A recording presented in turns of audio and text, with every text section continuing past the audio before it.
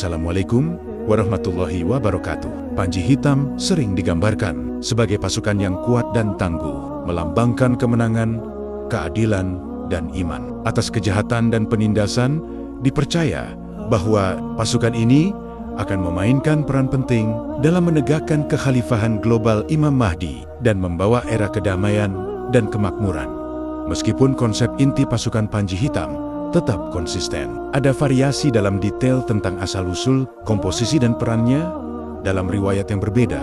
Beberapa tradisi menggambarkannya sebagai pasukan malaikat, sementara yang lainnya menyebutkan bahwa pasukan ini akan terdiri dari orang-orang beriman yang saleh. Dari wilayah timur dunia, para ulama Islam umumnya memandang Panji Hitam sebagai representasi simbolis dari para pendukung setia Imam Mahdi daripada pasukan fisik literal. Mereka menekankan pentingnya menegakkan nilai-nilai Islam, mempromosikan keadilan, dan berusaha untuk perbaikan diri sebagai persiapan untuk kedatangan Imam Mahdi dan pemenuhan nubuat akhir zaman ini. Sebelum lanjut pembahasannya, jangan lupa bantu support channel Surga Firdaus dengan cara like, subscribe, dan tulis pendapat kalian tentang pembahasan kali ini di kolom komentar. Bismillah, mari kita mulai pembahasannya.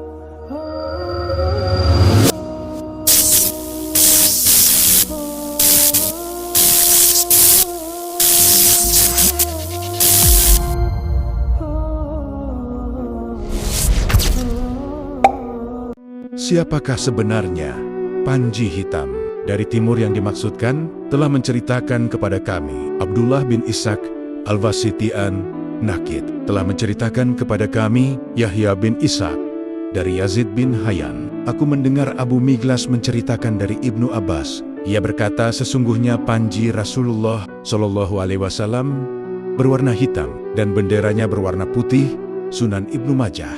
Di bawah adalah hadis rujukan. Kata sahabat radhiyallahu anhu, Al-Mahdi beserta laskarnya akan muncul daripada timur. Sekiranya gunung menjadi penghalang perjalanan mereka, niscaya gunung itu akan mereka pukul sehingga hancur rata menjadi jalan mereka. Sabda Rasulullah Shallallahu Alaihi Wasallam, akan datang panji-panji hitam dari timur, seolah-olah hati mereka adalah kepingan-kepingan besi. Siapa yang mendengar tentang mereka, hendaklah datang kepada mereka dan berbayatlah kepada mereka, sekalipun terpaksa merangkak di atas salju. Al-Hafiz Abu Nuaim, kata Sayyidina Ali, maka Allah Subhanahu wa Ta'ala menghimpunkan sahabat-sahabatnya, tentara Al-Mahdi yang dipanggil Ikhwan, seramai tentara Badar dan seramai tentara Talut, yaitu 313 orang lelaki. Seolah-olah mereka itu singa-singa jantan yang keluar dari hutan. Hati mereka itu ibarat kepingan-kepingan besi. Kalau mereka berkehendak untuk memindahkan gunung, niscaya akan mereka lakukan. Pakaian mereka sejenis, dan seolah-olah mereka itu dari satu ibu dan satu ayah. Dari Ibnu Umar radhiyallahu anhu, katanya, Rasulullah Shallallahu Alaihi Wasallam ditanya oleh para sahabat radhiyallahu anhu, apakah ada orang yang beriman kepadamu, sedangkan mereka tidak pernah melihatmu, dan membenarkan ajaranmu, sedangkan mereka tidak pernah melihatmu? Baginda Rasulullah Shallallahu Alaihi Wasallam menjawab, mereka itu adalah ikhwanku dan mereka bersama-samaku. Beruntunglah mereka yang melihatku dan beriman kepadaku, dan beruntung juga mereka yang beriman kepadaku sedangkan mereka tidak pernah melihatku. Diulang hingga 3 kali. Hadis riwayat Muslim. Apabila azan sang muazin, berserulah dia. Ketika itu bergoncanglah surga. Sangatlah rindunya para bidadari, dan bertambah-tambah rindunya lagi mereka akan Rasulullah Shallallahu Alaihi Wasallam. Begitu juga segala mahligai surga dan segala bilik peraduannya bergoncang-goncang karena amat rindu kepada Rasulullah Shallallahu Alaihi Wasallam. Kemudian Rasulullah itu pula, selain rindunya yang bersangkutan kepada surga, juga tersangat rindu kepada suatu Taifah dari kalangan umatnya yang akan keluar pada akhir zaman. Nanti mereka itu berakhlak dengan akhlak nabi-nabi dan mengambil perjalanan yang ditempuh oleh para syidihin. Mereka ini adalah huraba, orang-orang asing di kalangan umum mukminin. Kemunculan pasukan Panji Hitam dari timur telah disebutkan dalam banyak riwayat syahih yang sebelumnya saya sebutkan. Beberapa ulama menyebutkan bahwa kedatangannya berasal dari wilayah Khurasan, sebelah timur negara Iran. Diriwayatkan oleh Tirmizi dari Abu Hurairah bahwasanya Rasulullah SAW bersabda, akan keluar dari wilayah Khurasan bendera-bendera panji hitam, di mana tidak ada satupun yang menghalanginya, hingga ia dikibarkan di wilayah Ilya Yerusalem. Kelak pasukan tersebut akan bersama kaum muslimin. Beberapa riwayat menyebutkan bahwa pasukan tersebut merupakan pasukan yang sejak awal mendukung Al-Mahdi. Mereka mendampingi Imam Mahdi dan turut terlibat dalam pembebasan Jazirah Arab. Disebutkan dalam hadis riwayat Ibnu Majah bahwa Rasulullah SAW bersabda, kemudian muncullah bendera-bendera hitam dari arah timur. Lantas mereka memerangi kaum dengan suatu peperangan yang belum pernah dialami oleh kaum sebelummu. Kemudian beliau melanjutkan sabdanya, maka jika kamu melihatnya, berbayatlah, walaupun dengan merangkak di atas salju, karena dia adalah khalifah Allah. Al-Mahdi mengutip buku Tanda Kiamat Besar, susunan Mahir Ahmad Asyufi, tahun 2017. Warna panji tersebut hitam pekat, mirip seperti panji Rasulullah Shallallahu Alaihi Wasallam. Kemudian di tengah benderanya tertuliskan kalimat Tauhid La ilaha illallah dalam tulisan Arab. Setelah dibaiat dan menjadi khalifah, Imam Mahdi pun diridhoi oleh penduduk bumi dan langit pada masa itu. Manusia sangat membutuhkan seorang pemimpin yang adil. Di tengah merajalelanya kezaliman yang mereka derita, kebaikan tersebut pun bertambah besar.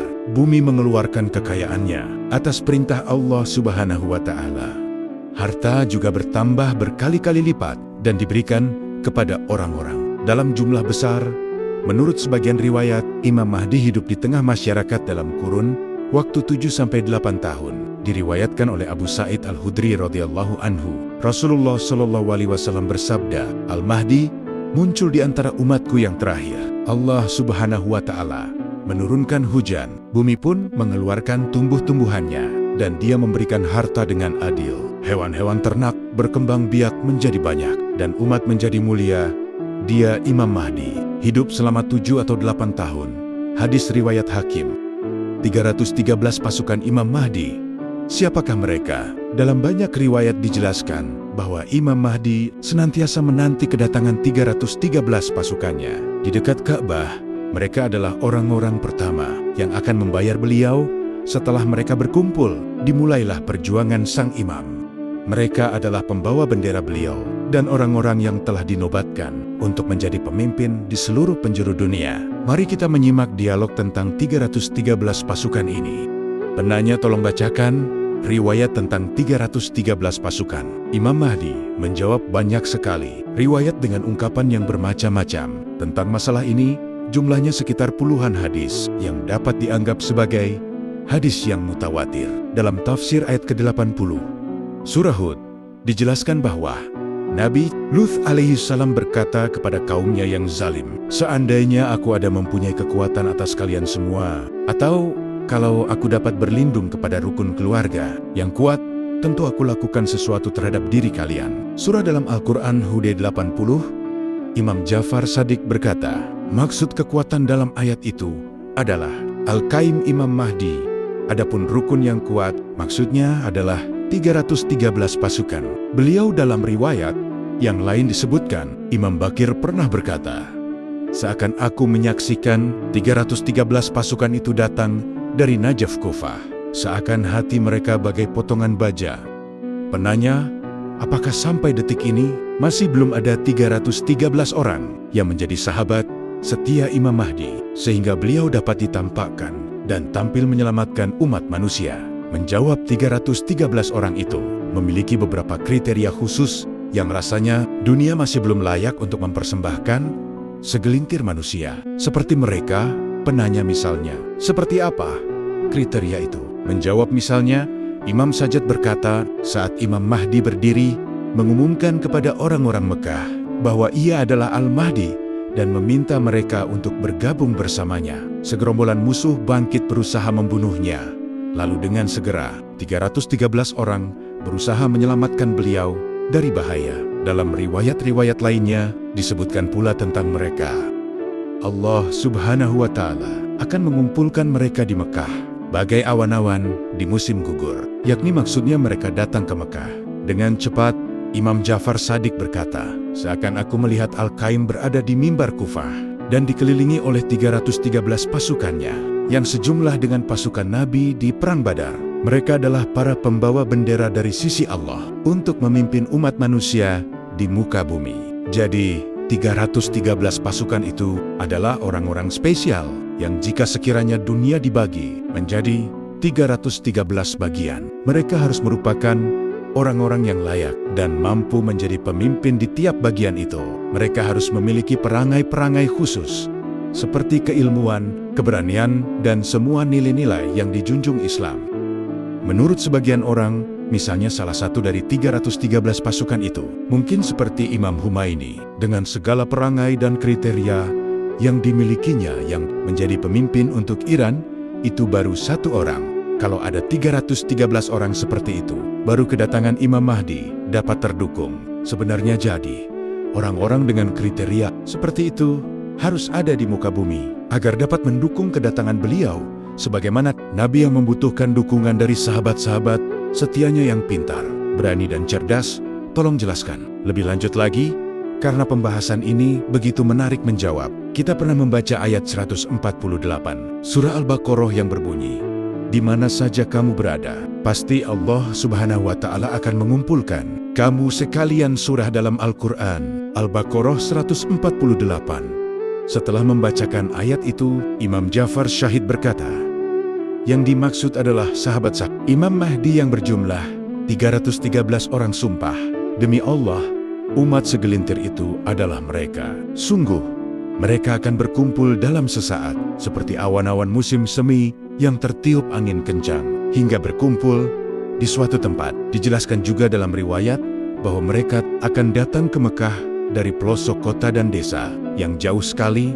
Lalu Imam Mahdi menanti mereka di Jiwa, suatu tempat yang tak jauh dari Ka'bah. Mereka adalah orang-orang pertama yang membayat. Imam Mahdi, Imam Sajjad berkata, seakan aku melihat mereka datang dari Kufah. Jibril di sisi kanan mereka, Mikail di sisi kiri, dan Israfil di depan mereka. Mereka mengibarkan bendera Rasulullah Shallallahu Alaihi Wasallam dan sama sekali tidak mencondongkan bendera-bendera itu ke arah musuh-musuh Allah, kecuali Allah akan menghancurkan mereka.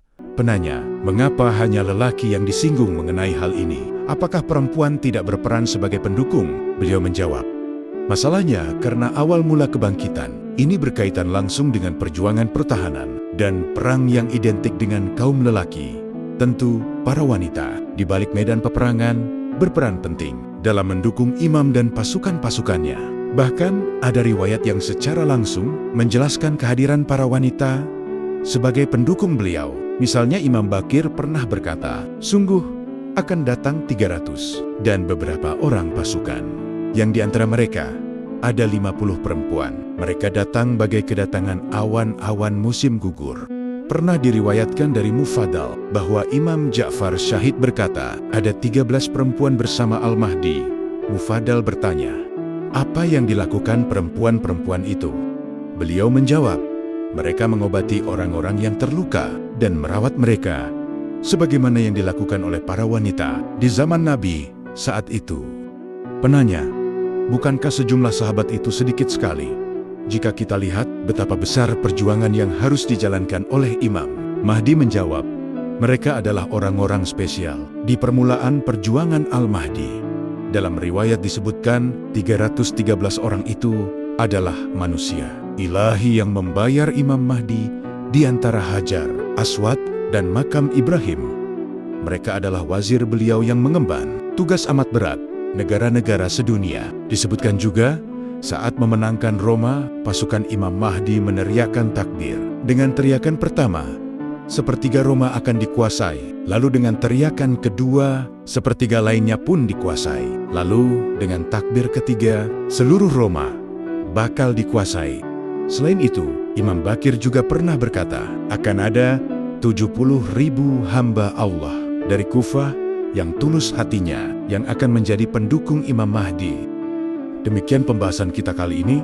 Semoga yang menyaksikan bisa memahami maksud yang kita sampaikan. Jika dirasa belum paham, bisa diputar kembali dari awal, atau bagian tertentu pembahasannya. Agar tidak salah dalam memahami, terima kasih telah menyaksikan sampai akhir.